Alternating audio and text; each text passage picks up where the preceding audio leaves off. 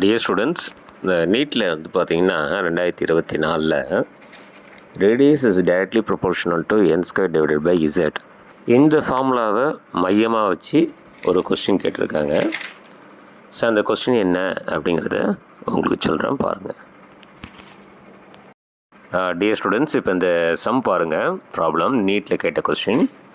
If radius of second Bohr orbit of the helium plus is 105.8 picometer, what is the radius of the third Bohr orbit of Li2 plus ion அப்படின்னு கேட்டிருக்காங்க. Option வந்து 158.7 picometer first option, second option 15.87 picometer, third option 1.587 picometer, fourth option வந்து 158.7 angstrom unit.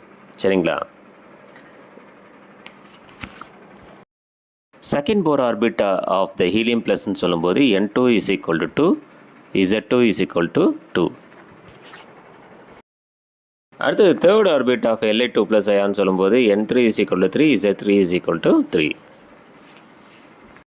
இப்போ problem என்ன ஆகும் அப்படின்னு பார்த்தீங்கன்னா, radius of lithium 2 plus divided by radius of helium plus is equal to n3 square divided by n2 square into z2 by z3 அப்படின்னு வரும் formula.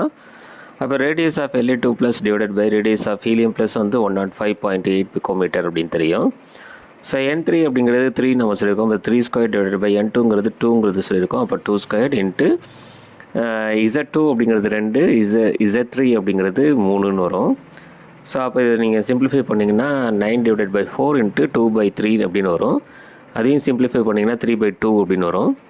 அப்போ radius of lithium 2 plus is equal to 3/2 into 105.8 picometre. இது நீங்கள் cancel பண்ணிங்க அப்படின்னா உங்களுக்கு final ஆன்சராக வந்து 157.8 அப்படின்னு வரும் picometre. So this is the right answer of radius of lithium 2 plus ion. சரிங்களா?